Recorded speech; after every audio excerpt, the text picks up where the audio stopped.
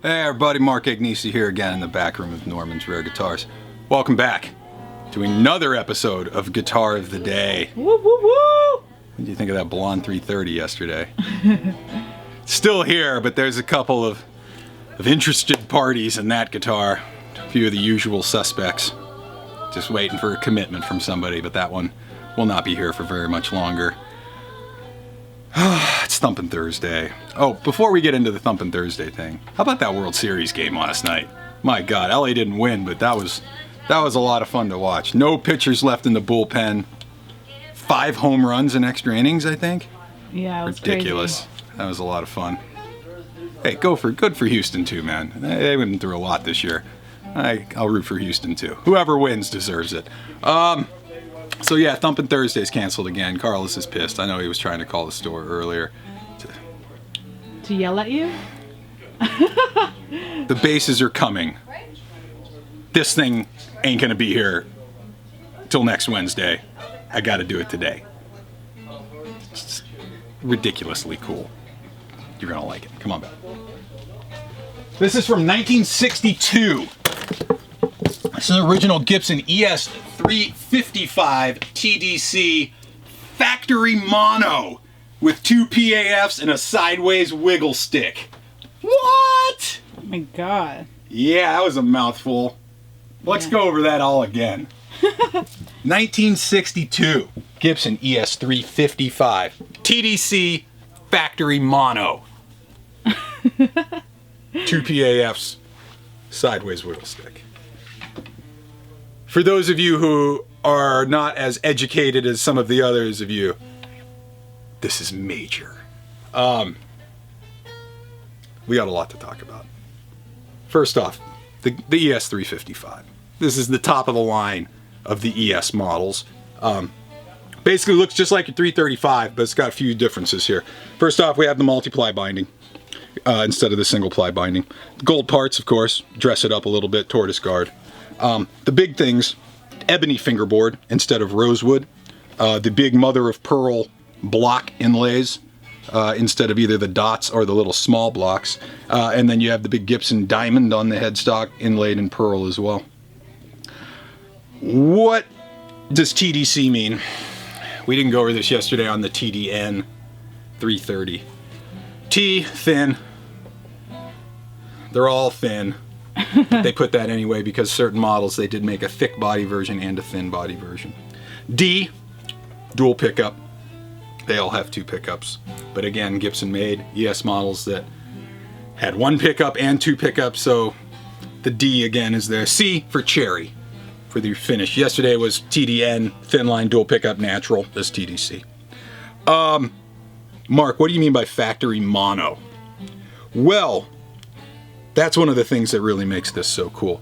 One of the other features of the 355s, like the 345s, is the stereo output with that veritone, position, notch position thing that we have on the majority of all the 355s and 345s.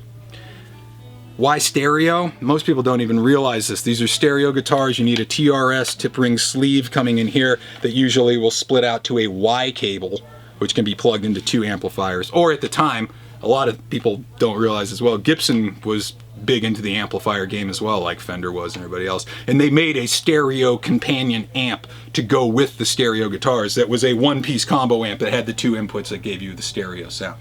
So it wasn't like guys were always bringing around 2 guitars, but they are stereo outs. A lot of guys these days just mono them because no one wants to deal with it. This is factory mono. This is like Keith's. Keith has that black ES-355, it's a 59 that's factory mono. This is also factory mono. So you get rid of that veritone, which is great for me, because I'm not a huge veritone fan. A little funny joke with the veritone. Let's say position 1 sounds like the guitar, position 2 sounds like B.B. King. The rest of the positions sound like shit. So that's not there. And then there's no stereo out, it's mono. So it's basically like having 335 guts inside of a 355. So dope.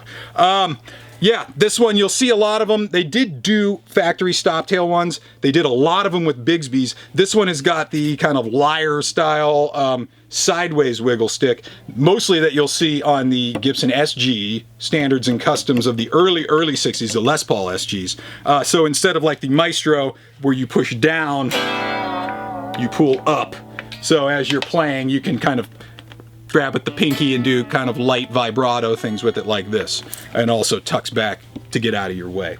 2 PAFs in this one as well. 62 is probably like the last year that you're going to really see the PAFs. You will see them later into years, but you'll normally start seeing one and a pat number, something like that. But again, condition wise, pretty fantastic. The only thing that I think got changed on this is the ABR1 got changed to the metal saddles. There is a little baggie in here that's got the nylon saddles and the other gold ABR1. This guy, whoever had it last, wanted the metal saddles. Original cable from the factory as well. Look at that. Original, look at this, original price list. Revised October 15th, 1962. All the different models. Wow. And all their prices. That's kind of rad. Kind of want to look at that a little later. But yeah, you'll see Keith with the factory mono for sure. That's his go-to, that black one. But then you'll see a lot of other guys with 355s. BB King, obviously. Lucille was based on a 355. Alex Lifeson from Rush, you'll see with the 355. Lots of other, the blues guys. You know, Chuck Berry, you'll see with 355s a lot. Freddie King, you might even see with the 355 a little bit. They're cool guitars. It's the top of the line one. This one's mono with PAFs. So rad. Let's go plug this guy in. I can't wait to see what this thing sounds like. All right, we're out front. We have the 1962 Gibson ES-355 TDC Factory Mono. Original cherry finish, 2 PAFs. Sideways wiggle stick. We got it going today into 65 reissue, deluxe reverb again. All EQs at noon, just a little bit of reverb. I'm gonna play with the volume a little bit today on the amp, but right now I got it kind of jacked. Like start up on that neck PAF, let's see what we got.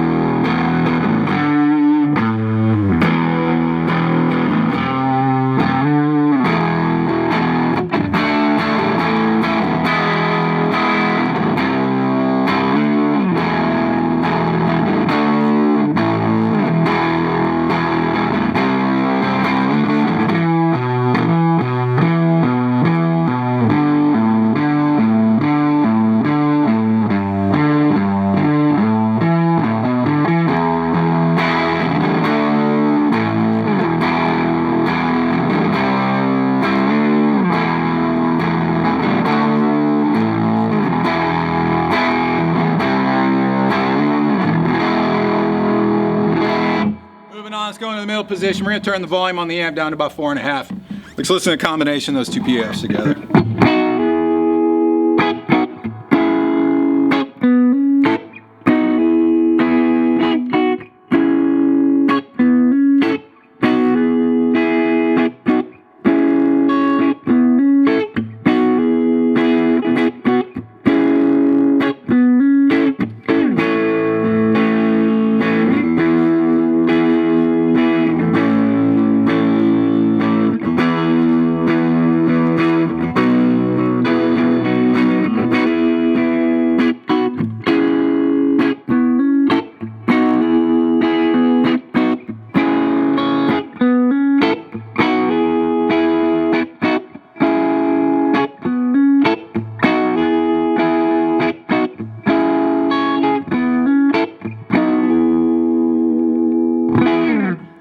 Let's go down to that bridge PAF. Let's get the amp rocking again. Let's try it on about 7. See that bridge PAF all by itself.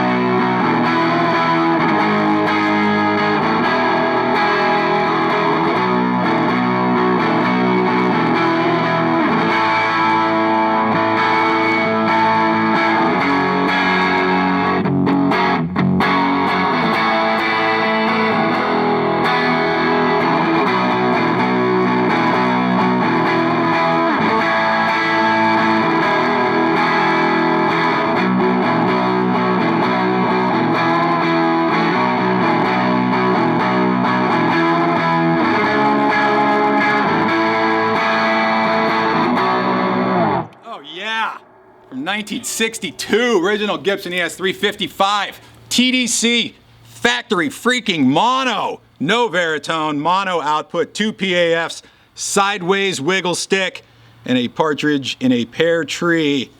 Oh, so dope.